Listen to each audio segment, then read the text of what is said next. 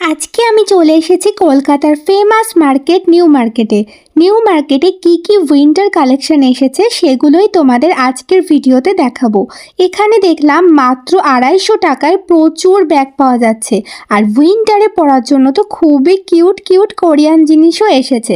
সামনেই সরস্বতী পুজো আসছে, আর সরস্বতী পুজোর জন্য খুবই সুন্দর কালেকশন এসেছে নিউ মার্কেটে।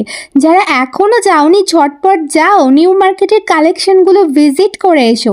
এখানে কিন্তু খুবই রিজনেবল প্রাইসে চুড়িদার অ্যান্ড গাউনের কালেকশন ছিল, আর ব্যাগের এত কালেকশন দেখে আমি তো পুরোই কনফিউজ যে কোনটা ছেড়ে কোনটা নেব। তোমরা যখন নিউ মার্কেটে যাবে তখন হাতে একটু টাইম নিয়ে যাবে, না হলে কিন্তু পুরো নিউ মার্কেটটা কভার করতে পারবে না। কলকাতার এই নিউ মার্কেটে কিন্তু সবচেয়ে সস্তায় জিনিস পাওয়া যায়, মানে যারা শপিং করতে ভালোবাসো তাদের জন্য নিউ মার্কেট হচ্ছে বেস্ট ডেস্টিনেশন। নিউ মার্কেটের কাছে শপিং মলগুলোতেও ভিজিট করলাম, আর এই টুপিটা দেখো কি কিউট লাগছে। আর এখানে কিন্তু উইন্টারের জন্য সোয়েটার, চাদর, ব্লেজার, জ্যাকেট মানে সব কিছু তোমরা পেয়ে যাবে একদম রিজনেবল প্রাইসে। যাই হোক, প্রচুর শপিং করেছি নিউ মার্কেট থেকে, আর শপিং করার পরেই কিন্তু আমার মোস্ট ফেভারিট পাপড়ি চাট খেয়ে কিন্তু বাড়ির উদ্দেশ্যে রওনা দিলাম।